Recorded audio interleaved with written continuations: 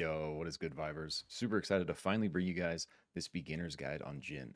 My goal for this video is to take you from no knowledge on this hunter to being able to play him at somewhat of a decent level your very first time. And we're going to do that by going through his abilities and their synergies with each other, talk about some potential build options with equipment, as well as some powers. And to be completely honest, I'm a little nervous about making this video because this hunter is very strong.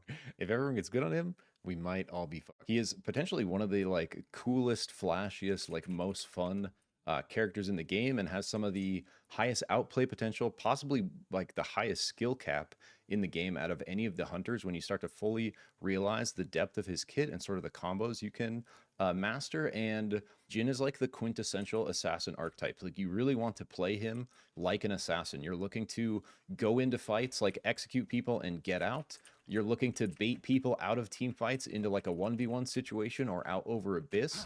Jin is probably the master of Abyss. I don't think there is a single champion that can contest Jin out over the Abyss if the Jin knows what he's doing. He's literally made to be out here, and there's a lot of really cool things we can do that I'm going to show you guys that kind of leverage his capacity to do that. That brings me to the fact that this is a very new hunter, like in comparison to other hunters that some of us have been playtesting for a lot longer. And so there's still a ton, I think, to be figured out with Jin, but the community as a whole has been figuring out a lot. So basically, I've spent the last 2 weeks sort of working on this guide on the side of everything else I've been doing, and that's included not only playing a bunch of Jin, but also watching a bunch of Jin and sort of learning and evolving from as much of the information in the community that I can find. And so I just want to make it clear up front here that I did not discover all this stuff. You know, some of the stuff I figured out intuitively, but a lot of it is from other players. So I'm going to do my best to give credit where credit is due and plug those guys throughout the video if I mention something that came specifically from someone. But right here up front, so I don't forget anyone, I just want to basically mention kind of everyone that I've came in contact to that has given me a piece of valuable information about Jin. And all these guys and their sort of associated videos on Jin are going to be linked in the pinned comment. So after this video, if you're looking to learn from some of the top Jins around, you can check out that pinned comment and find links to their stream or associated content. So these guys are Blixman, one of the highest ranked Jins, plays for Pumpers in EU. Pario, one of the highest ranked Jins in NA. Kenneth, a top ranked BAP player that has come over to SUPERVIVE and quickly ascended the ranks to Legend here as well. Illusion, another high ranked Jin main. Chalk, a really good Jin main that seems to focus more on duos.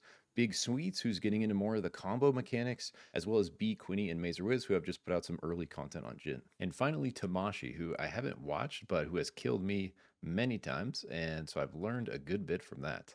And fun fact about Tamashi, they like penguins. And a couple of these guys are really active in the Jin channel of the SUPERVIVE Discord, guys. So if you have any Jin questions or you are, struggling with anything Jin related, I highly recommend going to the Jin channel in the SUPERVIVE Discord and asking these guys that question, because a lot of them are hanging out in there constantly talking about stuff and the evolution of this character. All right, so diving in, taking a look at our primary fire, our LMB, the Ashigara Warblade. Jin strikes forward for a 3-hit combo, can be held to cast Charge Stab. So if we look at the advanced tooltip, it basically shows us all 3 parts of this combo. The first part of the combo is the charge stab, and that looks like this. And you can just press this and it'll stab without the charge. You can also hold this and it'll put more momentum behind it, as well as scale the damage. There's also a lot of really cool movement stuff we can do with this that we'll talk about in a minute. If we press LMB again after the charge stab, we're going to get the follow-up slash, this second part of the combo, and this is going to look like a kick. And so this, out of everything, is the lowest hit of the combo, DPS wise or damage wise. And then if we look at the third hit in the combo, it is Spin Slash. And this is an area attack that deals damage, and the damage increases at max range. So the third hit of the 3-hit combo is this spin effect, and basically it's going to do more damage on the outer ring of the spin than it is in the middle. So just to give you guys an idea of the damage numbers for the different parts of the combo before we add any ability power in, which is going to scale them up even more. But just to kind of give you guys an idea, if we just tap the LMB, it's 138. If we charge the LMB, it's 368. So way, way more damage, almost triple, right? The amount of damage, the difference between a tap and a hold on this LMB. And then the second part of the combo is always going to be the same damage, and that's this little kick. And this is basically like a filler move, but it's one of the most important things to the movement that we're going to talk about in a second. And then finally, if you do make it to the last hit in the combo, it's this Spin Slash. And we can see if I'm right next to Shrike, it just hit for 142. If I'm out a little bit more, it hits for 283.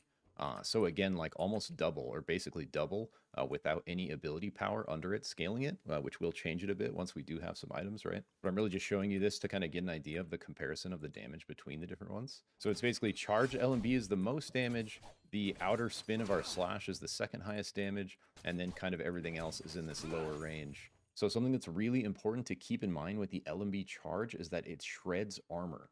And this is a huge sort of benefit to Jin because if he can attack someone with broken armor, he's not going to have any of that damage mitigation in the way of his burst, and it's going to really maximize the value of the execution damage we're getting on the Q. And I heard Parya say that if you have the Armor Shredder Soul, a charged LMB stab, one of them will completely break an entire gold armor. And we can see this doesn't just break a little bit of armor, it breaks like quite a bit.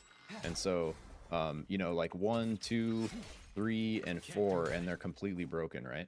And we saw in that last one that the actual not charged LMB is going to shred less armor than the charged LMB. And especially with the way we're going to end up comboing a lot of things, really the main part of this combo you want to get good at is this first part of the LMB.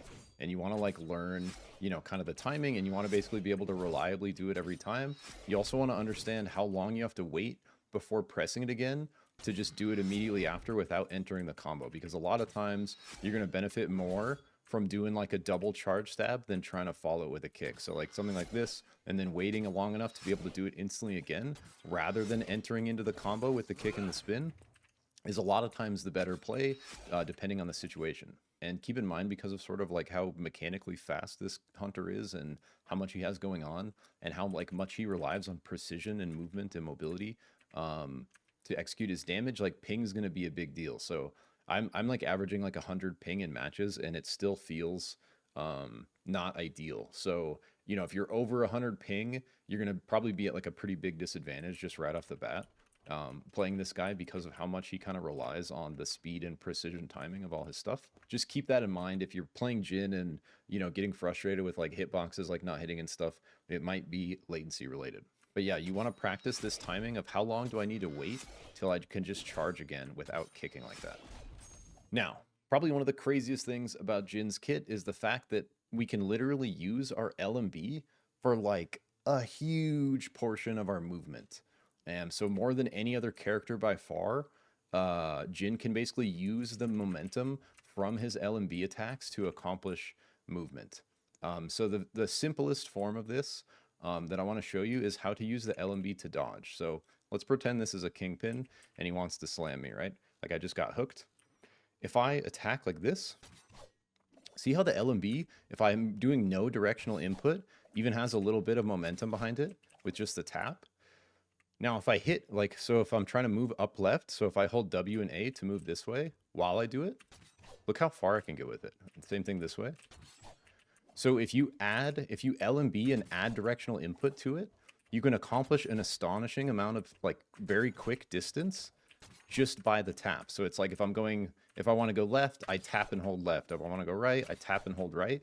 But it basically combines the momentum of your movement with this little bit of momentum that the LMB has to really like push you around. So in combat, literally just for like dodging enemy attacks, you want to get good at sort of like moving with the LMB and using it as an evasion tool, not just like part of your burst combo. Because basically if you don't line up your huge burst combo, you're not going to want to be like sitting in here like autoing with Jin. That's not really his thing. You're looking to like fly in as an assassin, just absolutely delete someone, and if you don't get the delete, usually you're looking to like peel out, reset, and try again with the entry rather than just standing in here and autoing. So when you are in here, you know, instead of, if you're not going for like a charged LMB push like that, you can basically use your LMB attack to move, to weave dodge attacks.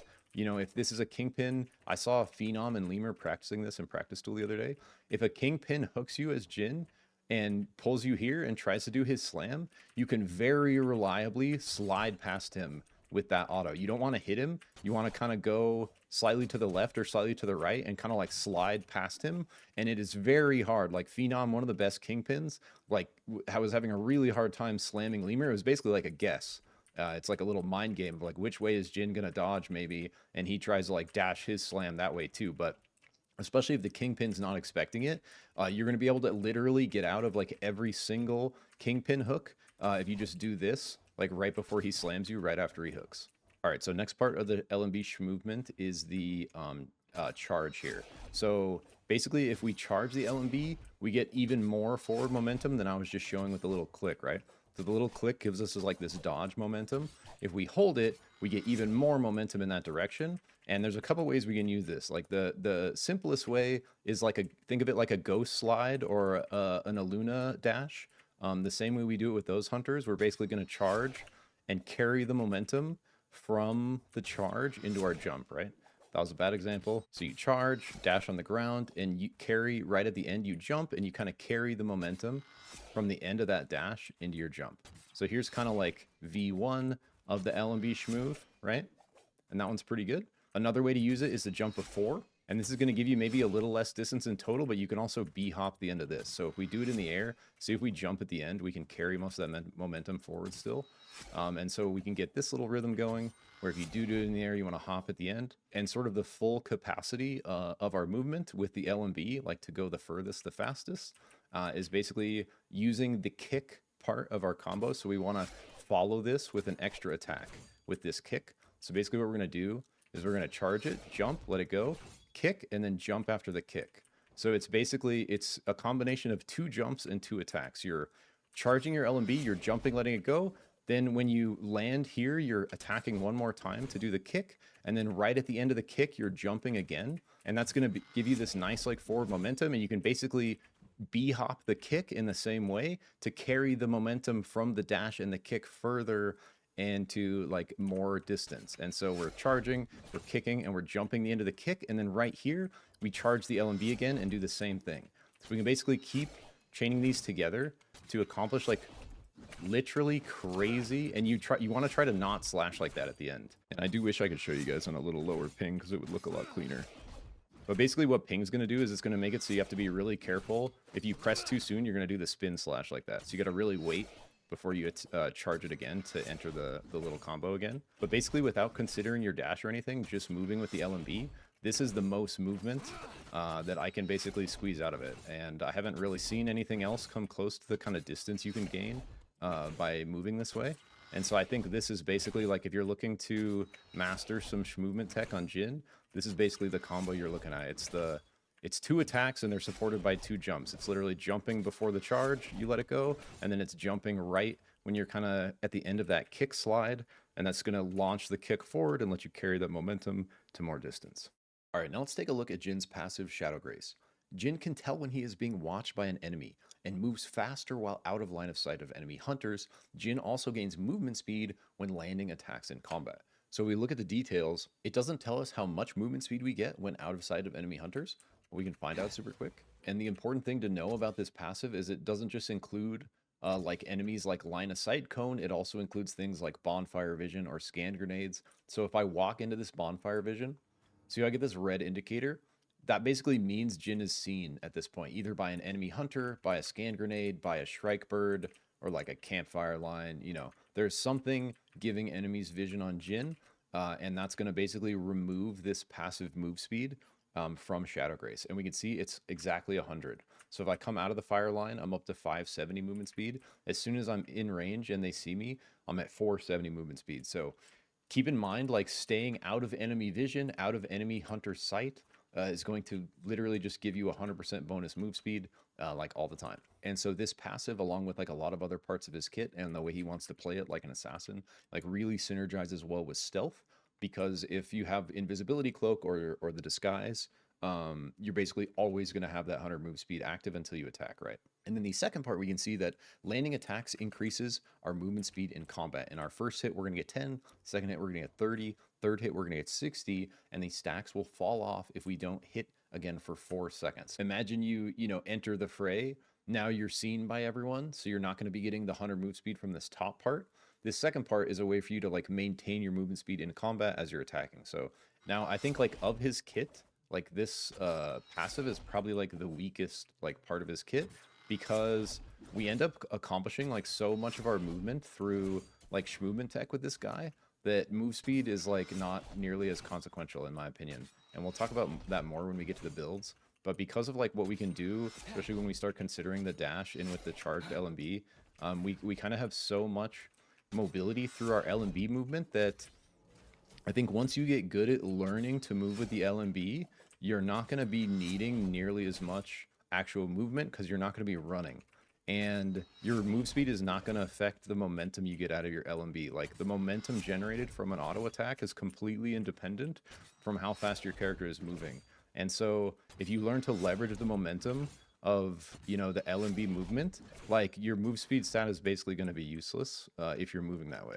All right, now we're going to look at his 3 abilities, and then we're going to look at like how all this is playing together to like enter in some of the combos. And so taking a look at his shift, his dash, we basically have 2 versions of dash, just like Kingpin, just like Aluna, where we essentially have a ground dash on a shorter cooldown, and we have an air dash on a longer cooldown. So the ground dash goes a bit of distance, and the air dash is going to go further. We can do like a ghost slide on the ground dash for a little bit of extra. But in general, we're wanting to use our dashes like in combination with our LMB. And so, you know, I can get this distance out of a ground dash, I can get this distance out of an air dash, I can get this distance out of an LMB, but if I put them together, like a ground dash and an LMB, I can sort of start to accomplish like much more distance, like air dash LMB, than you otherwise would. And so we can accomplish like a bit of distance doing this on the ground, but if we actually jump before, we can get much more distance out of our big like LMB engage. And if we're just like moving in our movement combo, we can basically just supplement that very first part, like where we're doing the charge.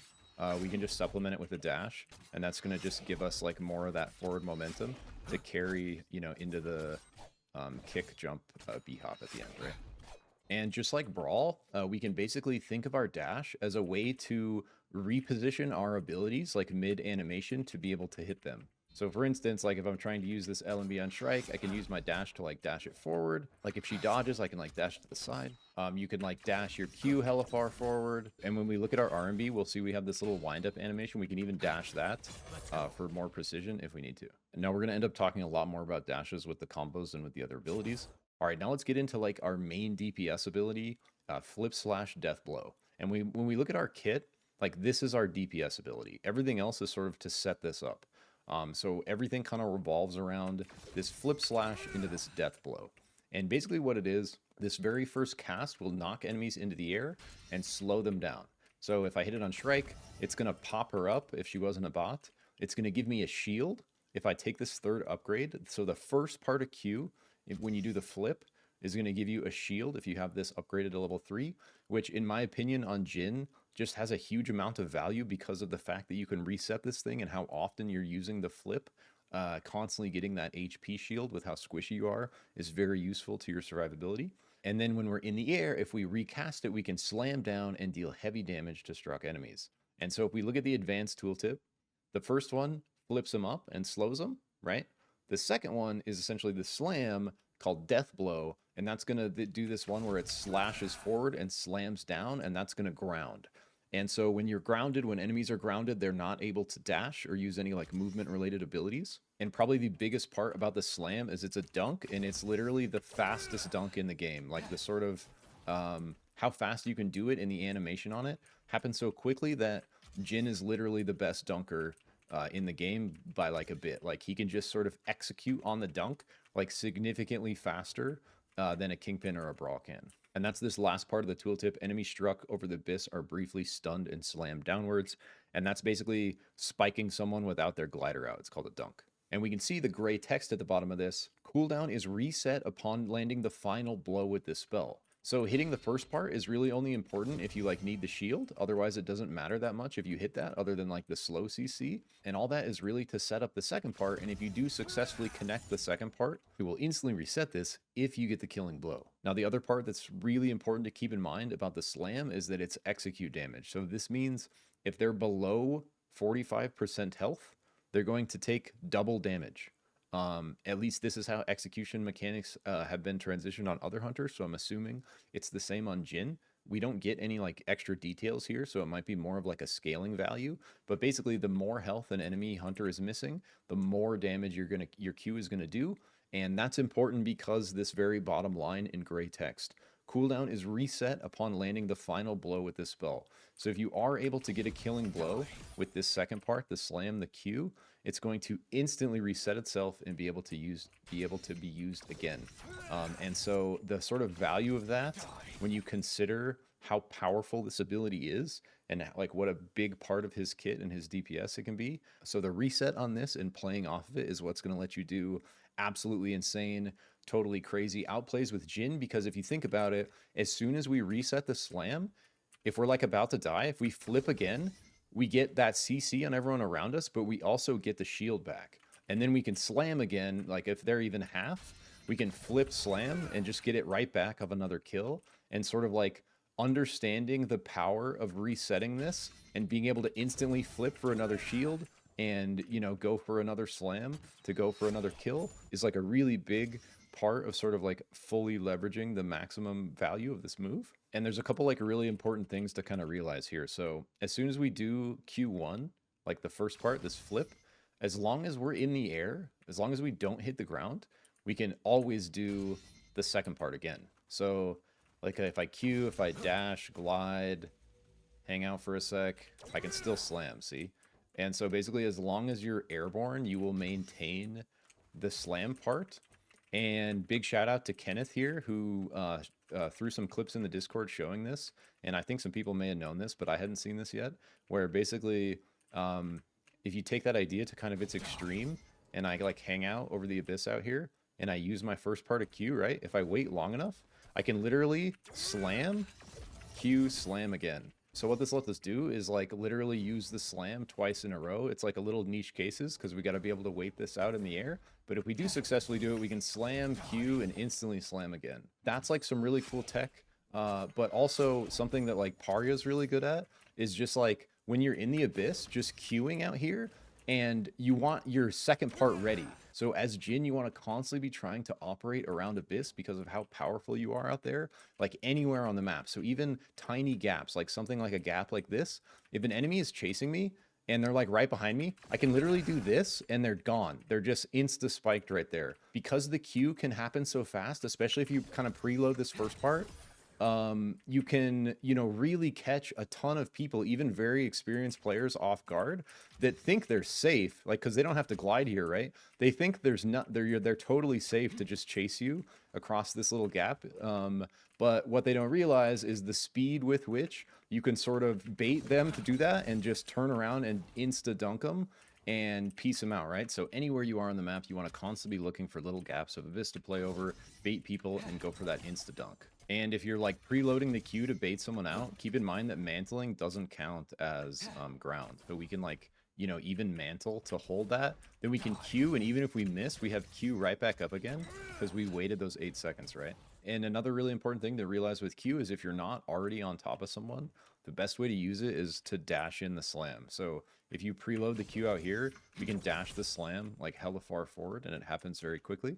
And so it's like, basically, if you got your entry with the LMB, then you're looking to Q slam off that, right? But basically, if you don't have that LMB entry, or if like you're looking to just get the killing blow on someone who's in execute range, you can be out here, you can jump Q, and that's going to give you even more verticality to work with if you jump before the Q. That's another thing to keep in mind is this first part of the Q, it actually stops like all forward momentum. So watch this. See how it literally cancels my dash momentum? Like the big forward momentum I dash, it'll just completely cancel it. That's something you like really want to keep in mind and use to your advantage. So if you're ever carrying momentum you want to stop, if you Q1, you'll instantly kind of be frozen in spot and like get lifted in the air like that. And it's also important to realize that for your own combos where you don't really want to like dash Q1 because that basically like wastes, you know, kind of like half the value of your dash.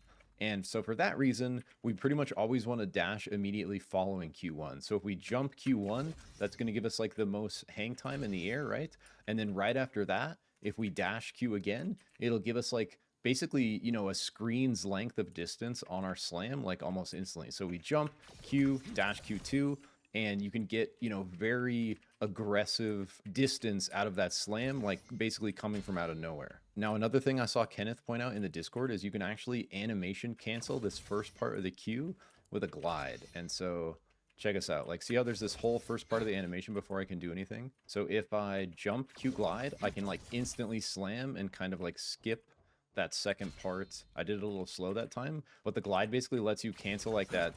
I did it better that time. Like that second part of the Q that kind of takes a while where you're kind of floating there. You can like cancel that with a quick glide. and go right into the slam. Just like the most important thing to keep in mind with this is make sure you're not getting shot at so you don't get spiked, right? Because if you get spiked during that split-second glide, it's going to mess up the whole combo. But that's just like another way to like do it quicker if you're looking to. Another thing Big Sweets figured out in his video, which is like really cool that I literally haven't seen anyone do, is you can completely cancel the first part of the Q animation by dashing it. And so if we Q dash, like we can literally not do that first part and we can instantly slam again. So if you want the ability to like slam on command, like on the ground like this, basically what you want to do is Q shift and then instantly Q again. So it's literally like Q shift Q in its fastest form. And if you do it like that, where you're holding some like directional input, you can actually get some sort of crazy even distance out of it on the ground. So it's literally Q shift Q, and you can like get that Q instantly forward. And a great time to do this is like if, you know, players are within execution range, like less than half health, you can sort of instantly like dash a Q on them without this big like wind up time and then like the whole time being airborne. You can just kind of like put it on them with the insta. Okay, now the other thing to realize with the Q is a lot of times, like if we get a good flip, we actually do have time to weave an ability or two like in the air there. And so like on Shrike, if I get a good flip, I can 1-2 and then slam, right? So you can really weave like 2 quick autos. And here I want to shout out a video by Big Sweets that I'm going to link in the comments, but he basically shows some cool combos you can do like in between these different parts of your abilities. So if you're interested in like the tactics of like, you know, weaving little bits of your auto in between different parts of your abilities, like I think that's a very good video to watch. And he kind of talks about some cool different variations, but kind of like the final form of his findings, like what I think is like the max value combo that he's showing is basically charging your LMB, throwing your dagger, which we haven't got to. So I'm going to do all these combos together at once, but just because we're talking about him, I just want to show this one real quick. Come on. So it's basically your LMB charge, followed by your dagger, followed by your Q, followed by 2 autos, followed by your Q slam. You know, it's basically just a very aggressive, high damage combo that you can execute on people with full health to give you kind of the maximum DPS, like max damage per second out of your abilities while you're in that combo. And a lot of this is happening kind of like while they're in the air from that first Q bump. So you're LMB charging, you're daggering, you're Qing, then you're doing 2 autos during that Q, then you're following with this slam before the timing on that Q ends. All right, so that is a perfect time to jump over to our dagger. Our RMB Flash Dagger throws a knife that teleports you behind struck enemies. So if we look at the details, throwing a knife teleports you to the opposite side of impacted enemies. Important. And it's going to deal damage based on distance traveled. So the further you are away when you hit this RMB, like the more damage you're going to get out of it. So that was 222. If I do it right next to her, that's 111. So literally double, basically, max range versus right up close. But I think that's a bit inconsequential because you're really not using this in general for the damage. You're really using it for the mobility and like repositioning and like leveraging the ability to assassinate people. And so, you know, where this is obviously very good is just like as an entry tool, you know, if you're looking to get into a fight, especially quickly and unnoticed, and especially if you're leveraging, you know, move speed from his passive because you're in the bush or you're behind a corner or whatever, you can throw an RMB. As soon as it hits, you're going to be in there. So basically with Flash Dagger, anytime anything is dying around you, it's going to be like constantly getting reset. So you want to always kind of know that you have this ability to teleport around fights as long as you can hit the dagger. And using it early and often to do this, I think is like good because of how often stuff's dying, like creeps or enemy hunters going down. Like every time that happens, if you know, interacted with it, the cooldown will be instantly reset. And on the surface, it sort of seems like the same thing as our flip slash death blow. The main difference is we need to actually get the final kill with this spell for it to reset. But with our dagger, the target just needs to die, like not even from your daggers. Like you see, we can dagger, we can kill with our Q, and that's going to reset our dagger. So basically, the difference between our resets is our Q needs to kill itself in order to be reset. But anytime we kill anything, and this includes even creeps that we were involved in killing, it's going to instantly reset our Flash Dagger, even if we kill with our LMB like that, even if we kill with our Q like I just showed before. So the dagger isn't what has to get the kill. You just have to kill stuff.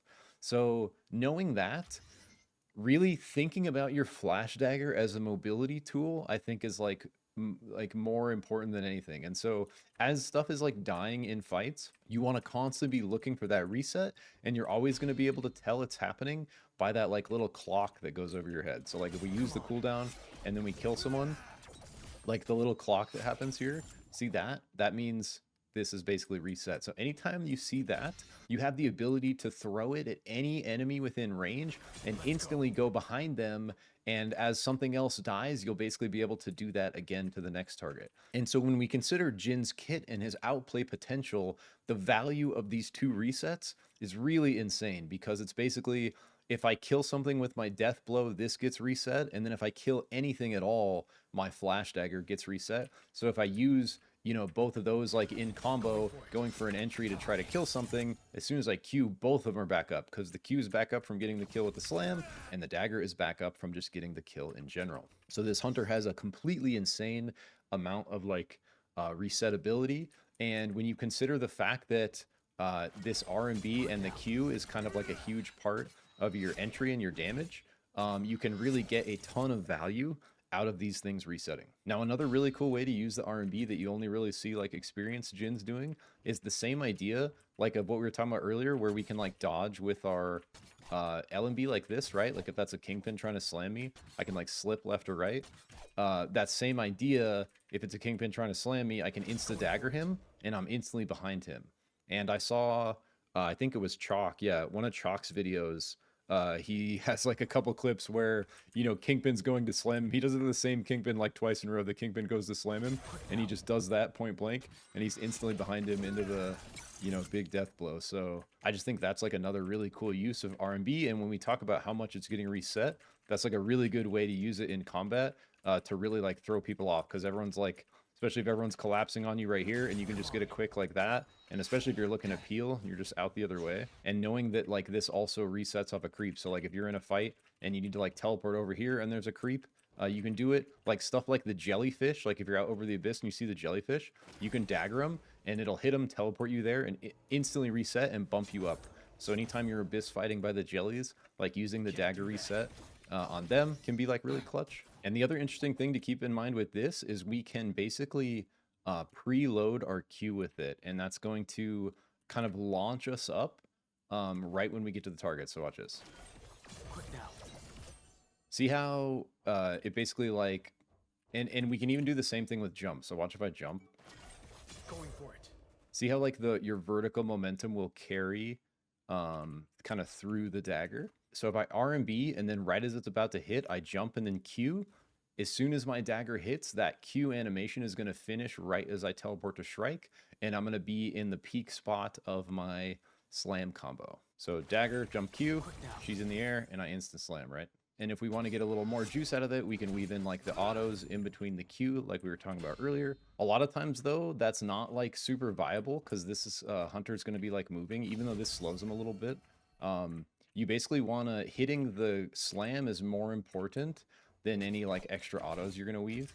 I think like the more reasonable play is just doing one auto, because that's going to give you your this one, which also gives armor shred, right? So if you're wanting to weave an auto, I think a more reliable way to do it is, instead of doubling up, is just doing it once. So we throw, jump Q, auto once, and then slam. And what that's going to do even too is like, if I just do it normally without the auto, it's easy to be out of range of Shrike after I go, because it kind of faces me the other way. So watch. Jump Q. See how I'm kind of like far away and it's easy to miss my slam? If you weave an LMB in there, it's going to, that momentum's going to move you closer to your target to sort of guarantee that slam more. And if you think about an ability like this slam, see how it's like this line? Similar to Kingpin slam, like the closest you are, or the closer you are to an enemy hunter in position, the easier it's going to be to hit that, because basically like I can kind of like, look, if I'm right on Shrike, I kind of like face it any direction and still hit her because she's kind of like right in the center of the hitbox, right?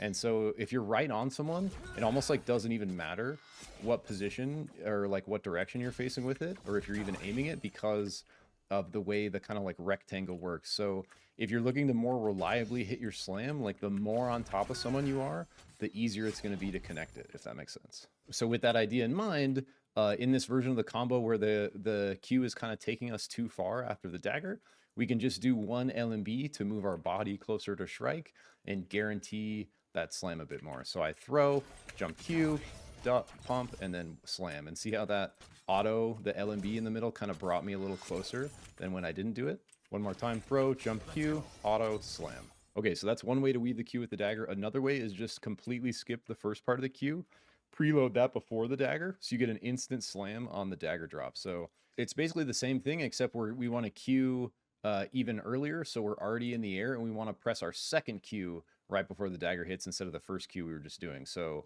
we throw, jump Q, and then Q instantly when we take our dagger, and you can do it even better than that, where you have like a literal insta slam right when it goes through. You can start your slam animation here, and as soon as your dagger hits, it'll carry you over there in your animation. You can like insta slam. So like if you're about like this far away, literally what you can do is just throw the dagger and then mash Q. And that's going to basically put you in your animation in the slam immediately on top of them when your dagger teleports. And so it's like the distance is like, you know, somewhere around like here. You can literally just R&B QQ, and you will be instantly like on top of them with your slam. And Parya is someone who's like absolutely cracked at this. You want to use this same idea like out over the abyss, where you want to preload your Q like this, like we were talking about earlier. But if you hit your dagger, like if this is going to hit, I can do that. And as soon as the dagger hits, that person's toast, right? And another way to kind of entry with the dagger, if you're not going for the Q combo, is with the LMB. So you can throw your dagger, charge your LMB, and as soon as you take it, you can poke. And the main thing to keep in mind with this is like it's going to face you the direction you're facing. So like if I throw a Shrike here and I charge my LMB and let it go right when it hits, I'm going to miss because I'm going to be on the other side of her facing the other way. So if you're doing the LMB play, basically what you want to do is throw the dagger, aim this way, and then as soon as you teleport, you'll be like, you know, you basically want to aim the way you're going to be aiming once you're behind them, not the way you're currently aiming. So if you're looking for an entry more like this, generally what you want to do is immediately following that LMB, you want to go into your Q. So it's like going for it. Something like that, right? And an even better one is just weaving one more auto in the Q window when you're up in the air before you Q again, right? So it's dagger, LMB this way, let it go through, Q, LMB, Q, dead. All right, moving on to Jin's final ability, his ultimate, Feylight Clone. And I think of all the crazy stuff in Jin's kit, like this might be the most kind of like untapped as far as its potential and how players are using it, because of kind of like how much it can do. It's a really wild ultimate. So you literally target a location and make another one of yourself, and this is you, and it looks exactly like you to enemies, and it's basically going to replicate your movement. So if I do this, it does that. If I do this, it does that. The only thing it's not going to do is move with you. And so if you press your ultimate ability again, so I throw him out with R, if I tap it, I can control him, right? So now I can move myself around with this other Jin, and we can kind of like, you know, pretend like we're operating together. I can pretend like he's, you know, me, and all the stuff we've been talking about. Like your clone can do the same exact stuff. It's just a bit harder because you have to manually move him. But like if we put him here, you know, we can get the same kind of momentum we're getting out of all of our abilities, like into our clone, right? And the only thing is he's not going to move unless we move him. And so that's like the hardest part to kind of keep in mind with the micro of it. And then the final thing you can do with it is after you throw it, at any point while that clone is still up, if you hold the ult again, so if I hold R for like a half second, it'll swap our locations, and you can only do that once. So if I hold it again, it's not going to do it. So you get one swap during the 10 seconds it's up. And if we hold the advanced tooltip here, we can see that the clone time is 9 seconds and the cooldown is 20 seconds. So like a crazy, and I don't have any ability haste on my equipment, right? So we can literally have our ult up half the time with no ability haste. With some ability haste, we can have it up more than half the time. So you want to constantly be thinking about and using your ultimate for the different reasons we're about to discuss. Now, something most people don't know about this that I literally see no one doing really is this gray text can be recast onto moving targets to have the clone follow them. So if you're cloning and you want your clone to like follow an enemy, or I think it even works on teammates. If you want your clone to like follow a teammate, you can just do the right click just on that target. And this is really good if you're actually trying to use the clone for like DPS. Because, you know, once you throw it out, if you just right click it once on Shrike, he's going to keep kind of following her while we're like spamming our, well, maybe he's going to go backward. I don't know. He should, yeah, there we go. He should keep following her. You know, that's the idea of that kind of right click is if you put him on someone, he's going to kind of like be there. And as long as you're comboing your attacks, like he's going to be dealing some bit of damage. Now, that's the other thing is like he does decent damage, but he definitely doesn't do your damage. Like we can see our 3-hit combo on Shrike, like not being far away or anything. So it's like half her health, right? And if I do the same exact thing with the clone, it's going to do, you know, maybe like half of the damage I did or like 60%. So it's not a crazy amount, but it's certainly not nothing. And so I do think there are cases to use the clone kind of for DPS. And I think the main way you want to use it like for DPS is in a 1v1. All right, so there's a few kind of like generalized ways you want to think about using this. And then you can kind of like evolve those into even more cool stuff. But like sort of in general, you can use it as a gap closer, so I can throw it forward if I'm fighting the Shrike, and I can teleport to it to be right on top of her. So that's one way. The way I see most Jins using it, especially at high-level competitive play, is literally the opposite as a disengage. So I can throw it back here, go in, go absolutely ballistic, do all kinds of crazy stuff, and, you know, bait the enemy team. And as long as I do this within 10 seconds, I'm, like, potentially so far away. And the main thing you want to keep in mind here is if you throw your clone near an edge when you do this, and you go, you know, over here and start wailing on people, it's really easy for your clone to, like, accidentally fall off that ledge. So, like, if I'm up here fighting and I accidentally, like, you know, LMB this way, like, my clone's just going to YOLO off that edge, and then I'm not going to be able to swap, right? So when you throw it, if you're throwing it for safety like that, as a way to disengage, make sure you try to throw it kind of like where it might get stuck on some land or where it's not going to like fall off a ledge. And that's basically going to give you the ability to like go Hambino and instantly like port out. And, you know, you basically want to use this to like limit test. This is like a great way to like kind of limit test your entry on Jin without overcommitting and dying. And like we were talking about, the cooldown on this is so short that like anytime you're looking for an entry, you can literally just throw it nearby. And it's going to like give you a safe spot like once you go through your combo or whatever you're doing to like instantly get out of that fight. And something that like Lemur just began his Jin arc and he's already like cracked at it, but like when I was watching him, he was like causing so much mayhem even as like a sort of brand new Jin player just by throwing his clone out, like going for his big entry, but like even mid that combo just taking the clone back because everyone's gonna like burn everything on you, right? The enemy team is gonna say, oh my god, Stalker's on me, we're all gonna die, everyone turn and focus Stalker. So like if your team is looking for an engage on the team fight, like what you can do as Jin to really set them up for success is basically bait cooldown. So you can throw your clone, like look for a cheeky entry, and like in the middle of that, like right as kind of all of his allies turn and try to focus us, before anything can happen, we take the clone TP back to safety. And what that's going to do is it's going to like bait out cooldown. So Kingpin's going to turn and try to slam, you know, Aluna's going to try to root, you know, whatever. Oath might turn and like put up his shield. But in that split second where I flank and cause the mayhem as Jin, my team now can engage, you know, on an unprepared, caught off guard enemy team because they're trying to deal with me. But guess what? I'm gone because I just, you know, like as soon as I went in and did this, I just like instantly TP'd back to safety before anything could happen to me. And now they're killing my clone while my other 3 teammates engage on them. And guess what? I'm right back in assassinating whoever's lowest, right?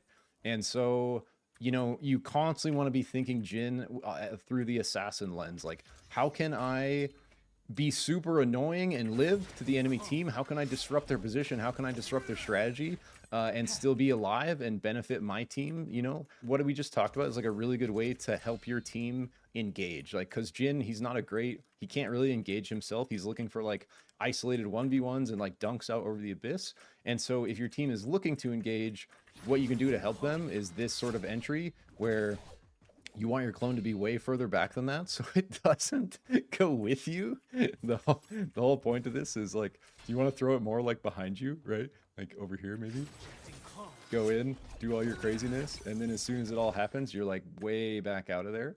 They're killing your clone, your enemy team engages, and you're looking for stragglers for the executes, right?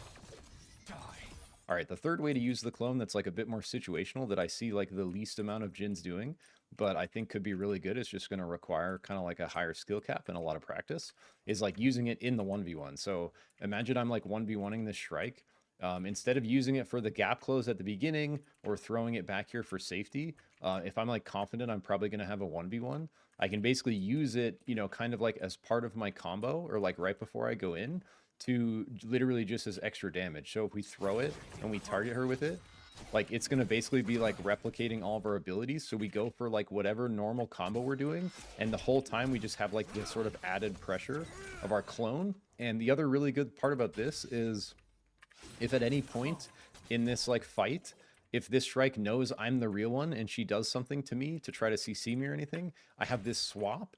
And then if I do that and she knows I'm here, I have another swap with my dagger.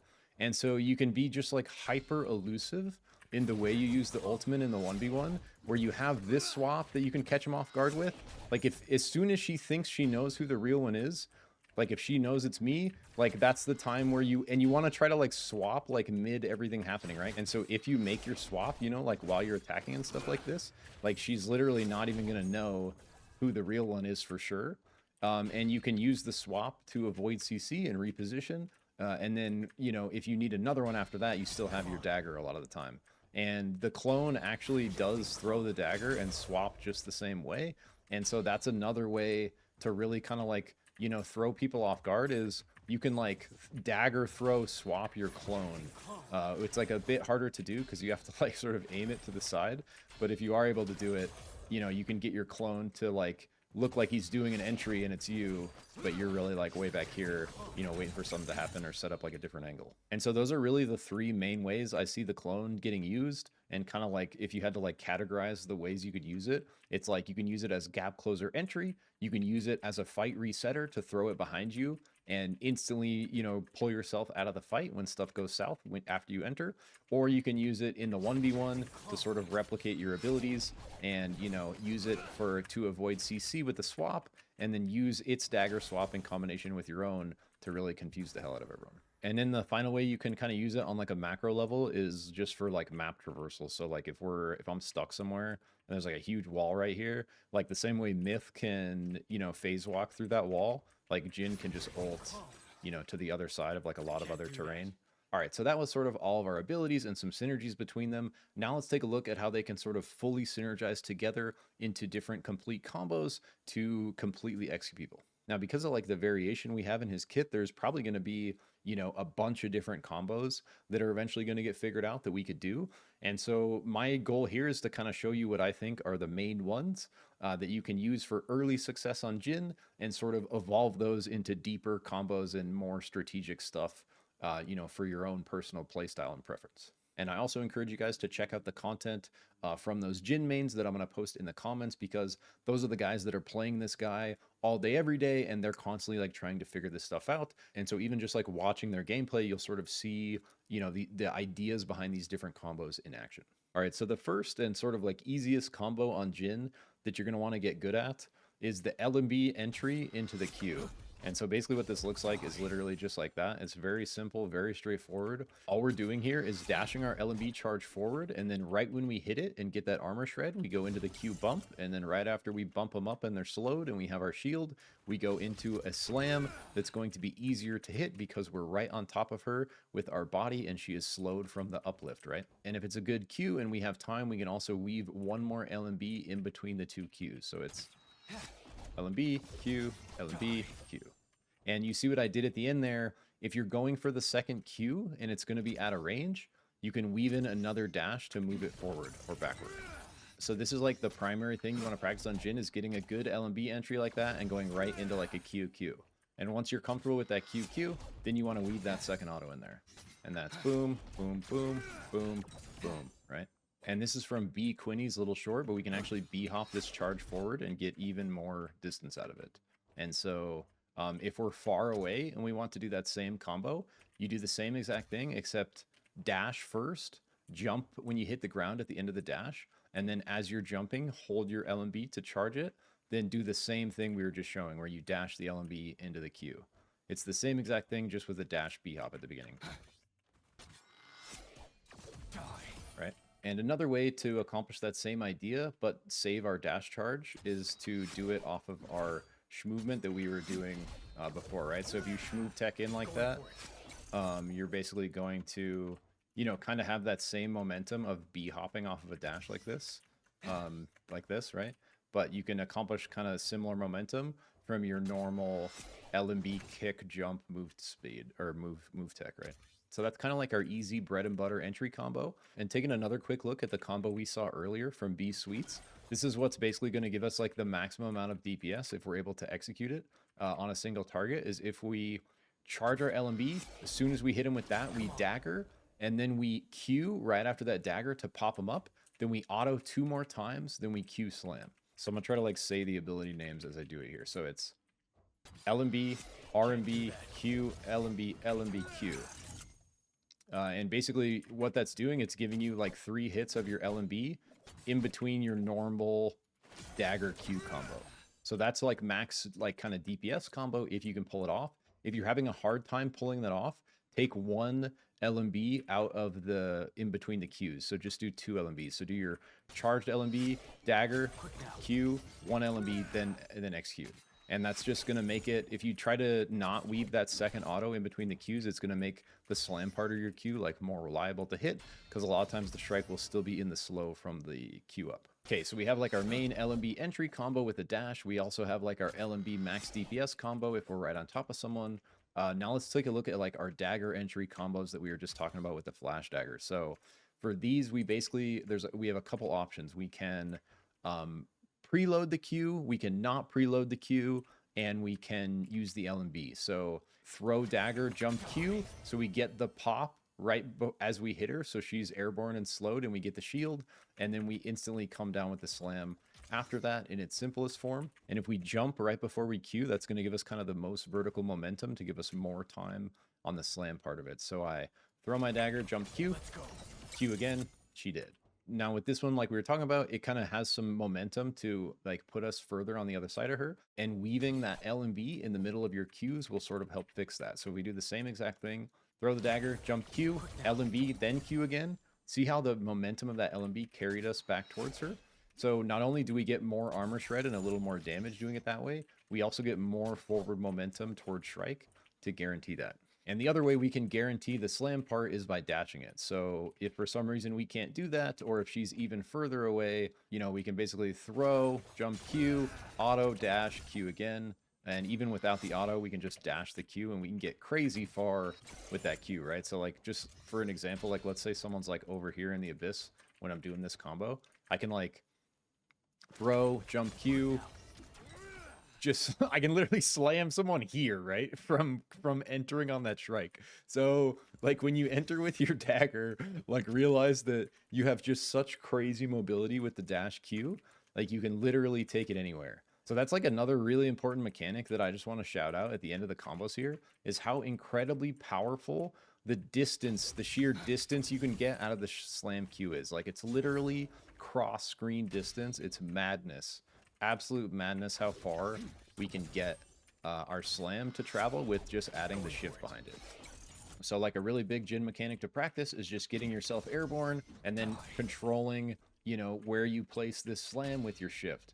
And so it's like, and we can even like double shift it in the most extreme cases if we have both of them up, right?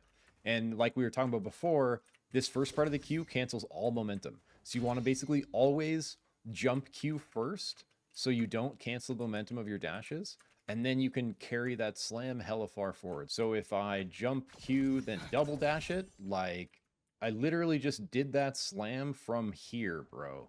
That's legitimately off screen. Like, it's so far away how far you can slam, man. Like, what? That's so... It's literally like a control screen length away how far you can slam, especially if you have a little bit of verticality from having high ground. Like, actually wild. And again, that same exact thing out over Abyss, right? So we have, like, crazy, crazy potential to just, like, power slam people out here. And remember, as soon as we get that power slam, it's back up. All right, and then the second way we can use Q with our dagger is like preloading the first part, so just the second part comes through. And the main time we would want to do this is like if they're in execution range. So if Shrike is like less than half health or less basically, what you can do is throw and instantly QQ, like especially if you're about this distance away. If I throw and then just smash Q, what it's going to do, it's going to do the first part of my Q. It's going to preload the animation for the slam. As soon as my dagger hits, it's going to teleport that slam animation on top of her. See, if you're on ground and you throw a dagger at someone in the abyss, and it's going to connect, that's basically what you want to do. Is like, if you think you're going to hit the dagger, you want to preload the first one and have the second one ready, because what's going to happen is it's going to teleport you and insta-slam them. Just like it does on the ground, as soon as you get to them, you're going to instantly just dunk them and like insta-kill, basically. And then the third way to use the dagger entry is with the LMB charge. So we throw the dagger, we charge the LMB the opposite direction. Because the dagger puts us behind her, we need to aim the opposite direction in order to execute it. So it's like, if I throw it and I just aim forward, it's going to do the LMB this way, right? So you want to basically keep in mind that your clone's going to be on the other side of her. So I throw the dagger, I aim this way, it does that, and then we can go right into our QQ. And if we have time, we can weave our auto in between the Qs like we've been doing. So we throw, charge, hold, Q, auto, Q. Oh, and then there's also some like extra cool tech with the grind rails on Jin with the dunk. So shout out Parya for showing us this. His clip is in. You can just tune into his stream and watch him doing this like probably every game, but the clip is in the Jin Discord if you want to check it out. But he has like a really sick, a couple of really sick grind rail clips, because the grind rail does not count as ground. I'm trying to find a grind rail there. I don't know if there's a grind rail in Practice Tool, and that's crazy. But yeah, I literally don't think there's grind rails in Practice Tool, guys, and that's wild to me, because there used to be.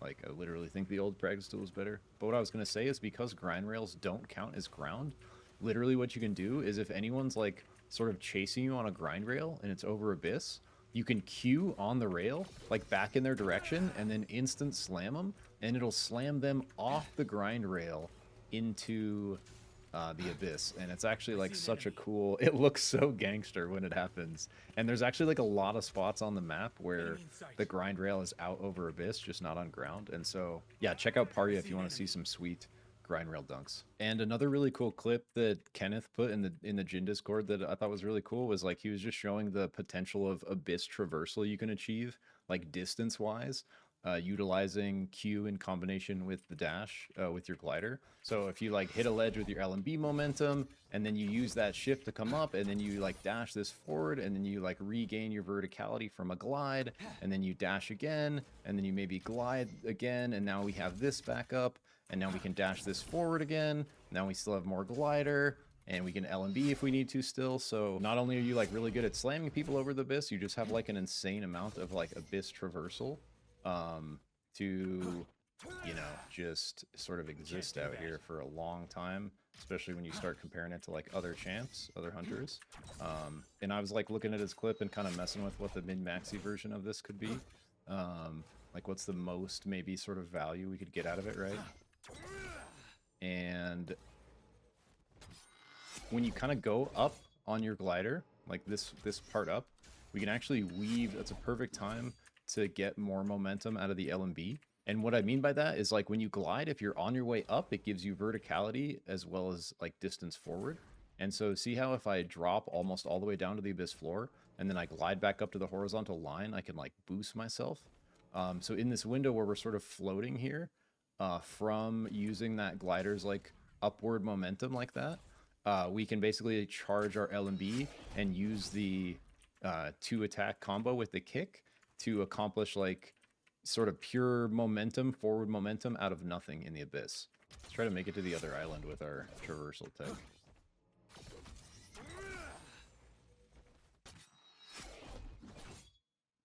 Can't do that.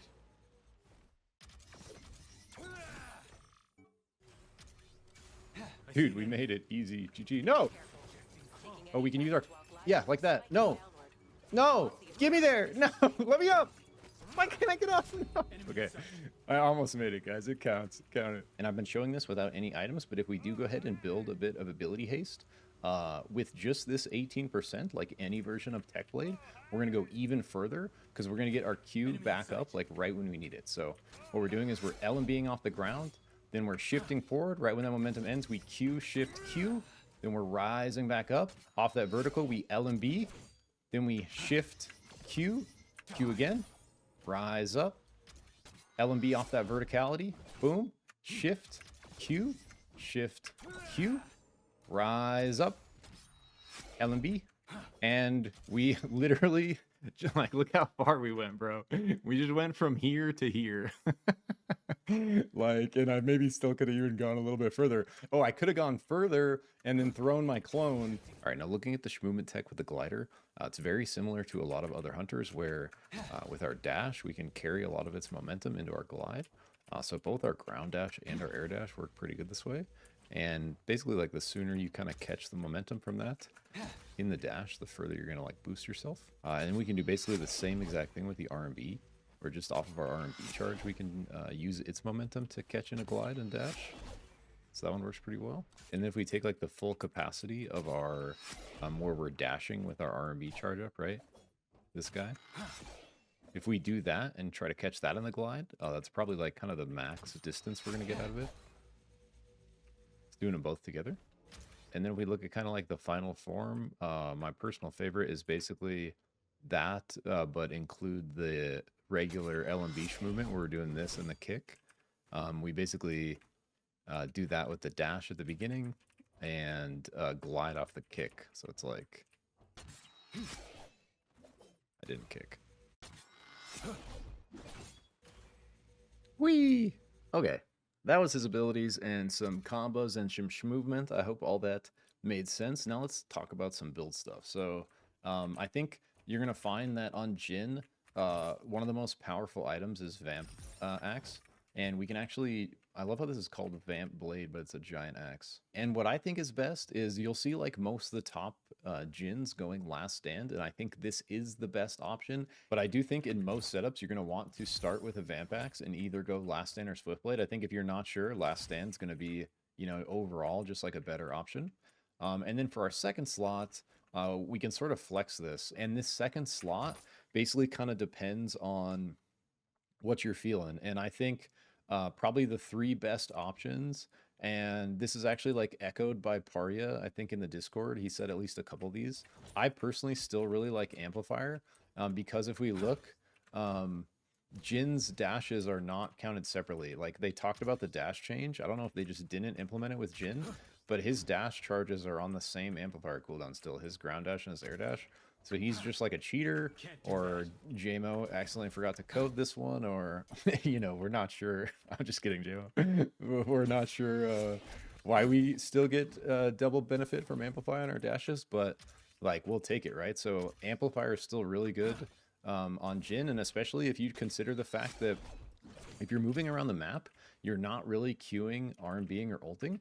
And so with Amplifier, with just shifting, we can still get a crazy amount of movement. So if we're weaving our dash into the LMB Schmovement tech we talked about earlier, it actually gets like completely insane, the sort of amount of mobility we have with Amplifier, because we can essentially dash every time we're going to do the first LMB, we're going to have our dash back up. And so it's really just a crazy style amount of movement. Wish I had like a straightaway here where I could show more continuous forward movement, but it's the same exact thing we were doing earlier. We're just dashing the first part of the LMB, right? And so it's literally like, but when you do this with Amplifier, because they didn't split out our dash charges in this last change for whatever, we can just get a crazy amount of mobility out of Amplifier combined with the RMB. Because every time we do it, we can dash it forward and get even more value off of that second like kick beat off we've been talking about. And I could show it a lot better if I had a straightaway, but you get the idea here. Basically, we're doing that, and every time we do it, we're dashing it forward on that charge, right? So my favorite look on Jin is still Last Stand Amplifier, which has been like a really strong look for a while. So I think as like a good default, that's something you can kind of fall back on if you're not sure what to do. I think other good options, if you're not as concerned with like map traversal and like stacking CDR on your dash, we can drop Amplifier and go for Power User. And this is another one that I wouldn't normally do, but I saw Parya doing, and he made like a really good point for it, where if you get really good powers in your game, like Jin has a couple of different powers that we'll look at that are like really strong on him. If you're able to get ones that like really complement your playstyle and what you're trying to do, you can basically go Power User if you're getting good powers, and this is going to give you, once you crack 2 vaults, you're going to get 20% extra CDR. And oftentimes you get your very first vault like right when dropping, right? So like 2 vaults is like pretty reliable, easy to get. Like if you're thinking about power user, you want to make sure you're like gonna get those powers first. And then like right around the same time you're getting your powers, you want to upgrade to power user, and that's gonna lock them in unless they're exotic. That this means when you die, you're gonna keep the powers you have. So especially in like a hectic game, if you get some really good powers, this is going to like have double value, where it's going to let you do those powers 20% more often, but then it's also going to let you keep those powers. If you mess up and go down and your team reses you, you'll like have them on your body still, instead of like having to go back to your death box to get him or kill whoever looted him off you, right? So power user, like a cool, more niche one, but a little more like strategy oriented, where you want to make sure you're getting the vaults and the powers before you like look to evolve this. And I see like a ton of Jins like really liking Quick Blade, and I basically just sort of like outright disagree that this is good on Jin. Basically because if you're moving, like we talked about, movement speed doesn't affect this at all, right? If we're doing this LMB combo, our momentum we generate from our LMB is completely independent from our character's move speed, right? So any additional move speed we build isn't going to help this traversal that much. And it's not really going to like speed us up if like we're using this as our primary movement, which by the way is way faster than even like running straight with Grace, right? Like doing this is just so much faster than any amount of move speed you can build, that it's only going to really come into play when you're like moving like sort of small movements once you're already in combat and not doing that traversal. So could be situationally good there. But I see a lot of people running Turbo Booster, and I've seen a couple people now point out the fact, I saw Chalk pointed out in the Discord, I think is the first person I saw. But basically with Turbo Booster, if you throw your ult and you move it, it counts as an activation of an ability. And so see how I have the Turbo Booster, like full stacks, always active? Like, you know, this basically gives you like really fast move speed if you're spamming your ult to move your clone with you, or if you're like microing him.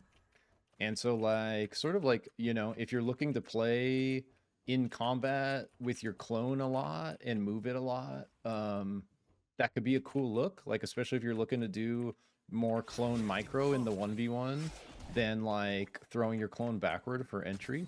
I will say the sort of higher ranked you get in squads, probably the more you're going to end up throwing your clone backward, because of how kind of crazy valuable this like baited entry is to get enemy teams to blow cooldowns, and then just like being able to, as soon as they collapse on you, just go completely far away where they have no idea where you are. And even, you know, if my clone's still there when I port, I can even still do this and try to, you saw that strike was like 10%. You can like even keep doing abilities after you port to try to like get a killing blow still if someone's low. So I think that would be like a good use case to use Turbo Booster if you're looking to micromanage your ult and do more like 1v1 outplay type stuff. Or like even in twos, like I think in twos, Turbo Booster has a better use case than in squads. But in squads, I don't think the move speed is that valuable. And I personally think you're going to get a lot more value out of like a Tech Blade item. And the other thing I want to mention real quick on that is the same way the ult procs the speed boost off of Turbo Booster, it also procs the damage off of Interweaver. So if I attack Strike and just press R again, my auto has that extra bonus damage. So as long as I press R between every auto or everything I do, it's also going to build the bonus damage on Interweaver.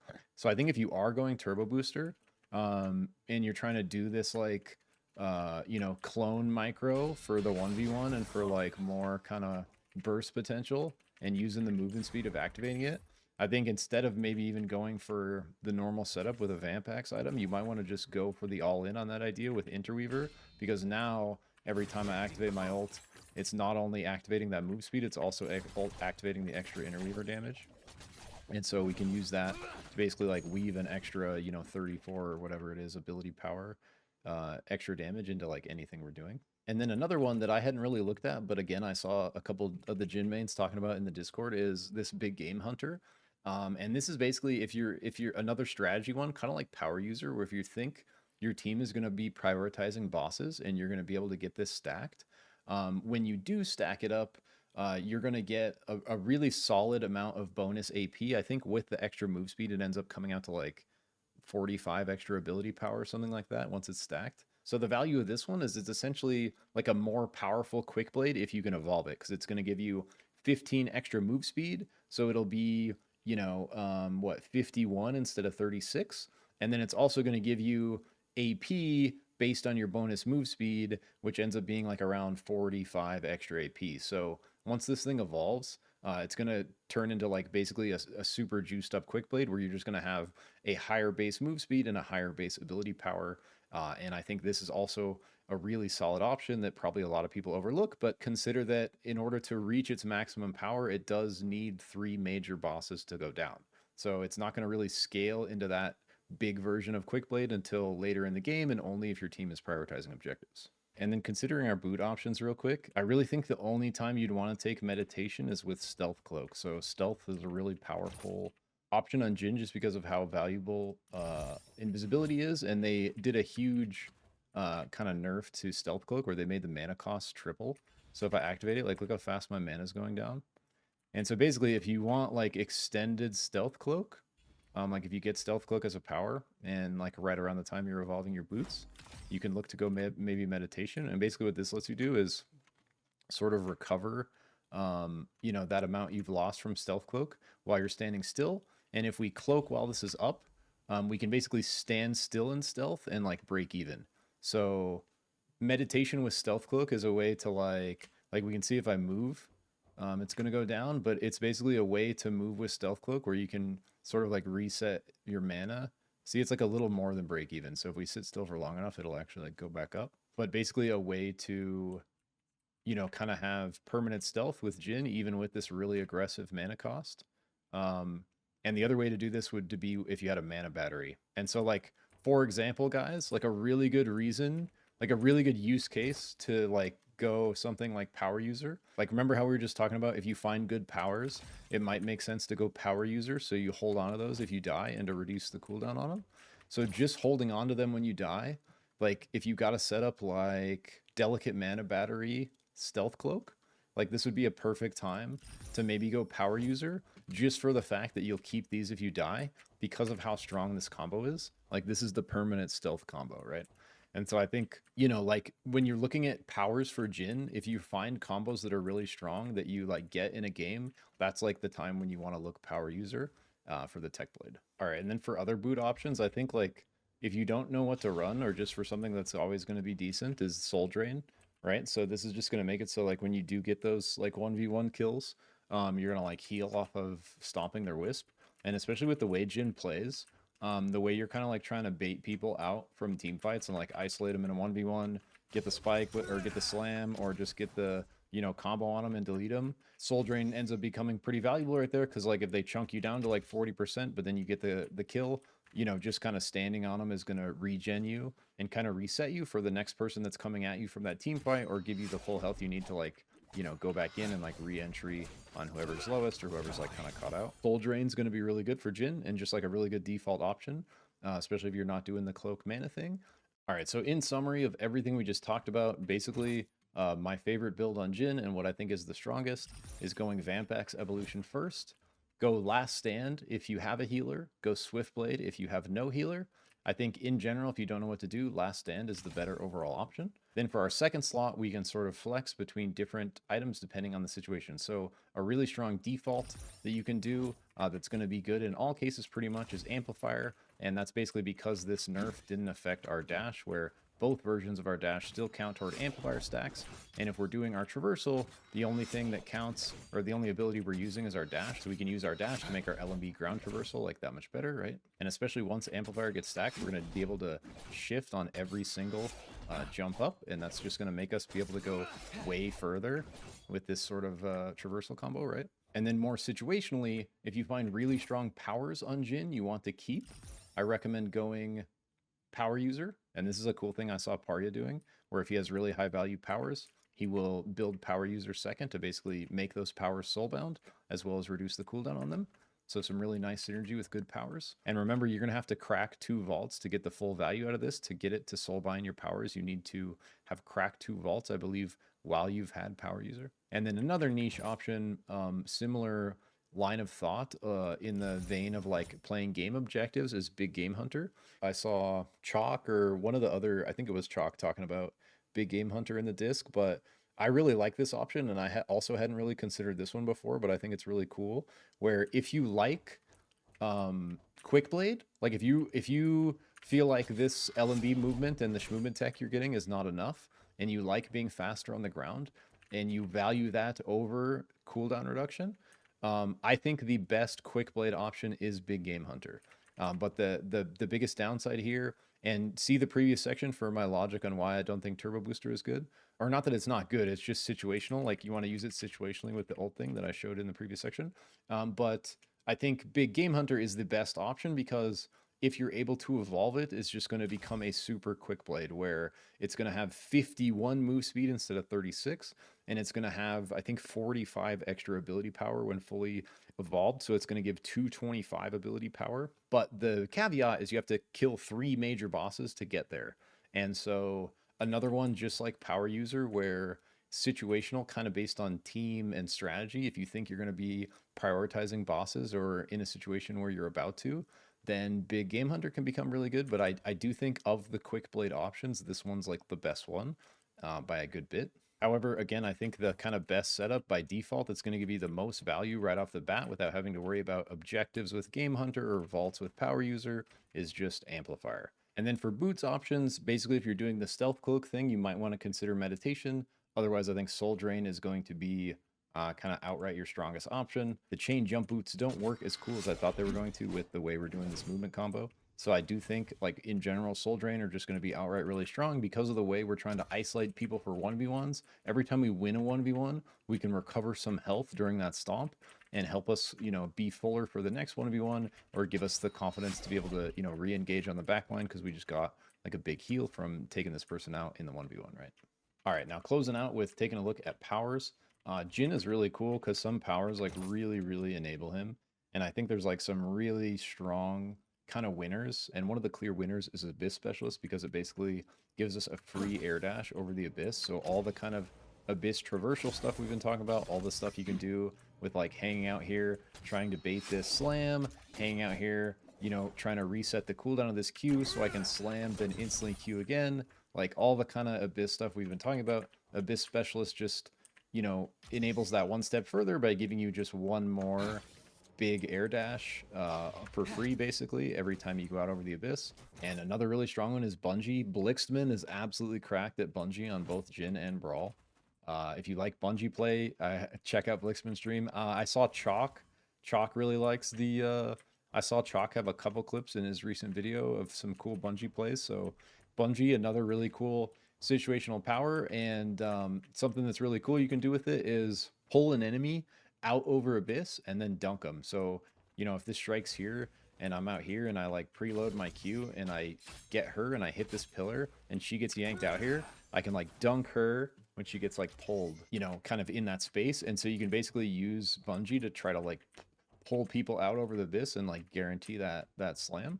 Another really strong one for the same reason why it's really strong on Brawl is Glider Jet, just because of kind of how much we depend on getting on top of people as melee, and the fact that this just gives us the ability to like kind of cover an insane amount of ground. It's just like one of the most powerful mobility powers in the game, and because Jin is like living on mobility to get in and out of fights, this ends up like synergizing pretty well with him. And it's like the same exact way it synergizes well with Brawl, where you're just like kind of using it to support your movement to get in and out of fights. And again, talking about Jin specifically, like the value of this out over Abyss with all the Abyss stuff we've been talking about, right, is again really good. I think my go-to defensive combo is really strong on this guy. I like this on like a lot of different hunters, but this basically gives you a melee peel with Air Blast and a ranged peel with Sandwall. So Sandwall can block projectiles, slows, like knocks enemies back a little bit. Wind Blast is like a big aggressive knockback for stuff right in front of you. So if you're ever in a situation where you need to peel, you can basically use Wind Blast to get people off you, and you can use Sandwall to like block enemy projectiles and buy yourself a little more time and space. And so as someone who's looking to like get in and out and relies a lot on living to do that. Like if you find yourself like wanting to be able to peel a bit more on Jin with some more survivability, I think this is a good combo. Another really strong one on everyone that's going to really benefit Jin just like it benefits Brawl is the Berry Eater Green Thumb, and this is going to let us, Berry Eater just lets us heal in combat by walking through brush, so this lets us spawn brush and walk through it as we're fighting, and you know, just like free, literal free heal. And like especially on Jin, like if you're using any sort of pillars in combat, like to, you know, get out of the way or dodge stuff, like we can literally like dash behind pillars, spawn a bunch of brush, and be like, you know, using line of sight combined with the fact that we're healing off our brush to really like kind of live forever. And this is on a 12-second cooldown, so I'm waiting for them to increase the cooldown of Green Thumb, because like this combo is just so busted, man.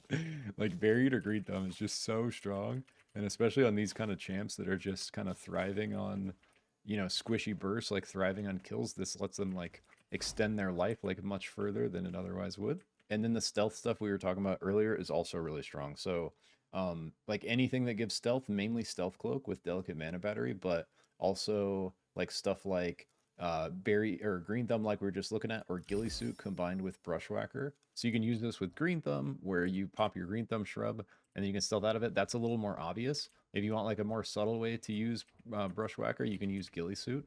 That's going to basically let you turn into a bush, and then as soon as you cancel that bush, you're going to be stealthed, and your stealth is going to run out like right when you're able to cast another bush.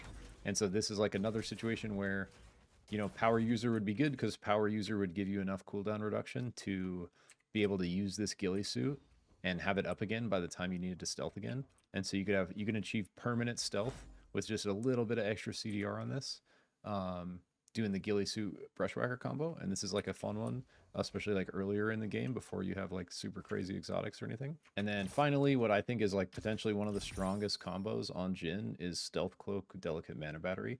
And this is what we were looking at earlier with Power User in the item section, where this is going to give him the ability to stealth and do it permanently, because as long as we're at full health, we're getting crazy gen from the mana battery. And so even though the mana cost of Cloak was tripled, this is still going to let us do it permanently, where we're getting more mana from the full health battery than we are from the Cloak consumption. And so if you're looking for permanent stealth on Jin to just be a total butthole, like this is the setup. And if you are going this setup, that would be another good reason to go Power User and evolve that baby, so that if you do die, you make sure you keep this and you can be right back in your infinite stealth, super OP, Destruction Assassin Creed Destroyer mode. Boom, baby. That is the Jin Beginner's Guide. I hope that was useful for you guys. I hope that was valuable. I've been working on that for a while, more like working to sort of obtain the knowledge to make this possible. And again, I just want to give a huge shout out to all the Jin mains out there that are out playing Jin every day, you know, figuring a lot of this stuff out. So be sure to, like, if you're looking for more, you know, Jin content, or looking to kind of like take the next step after this video, highly recommend checking all those guys out in the pinned comment. But besides that, thanks so much for watching. Remember to take care of yourself and keep vibing. Catch you in the next one. Peace.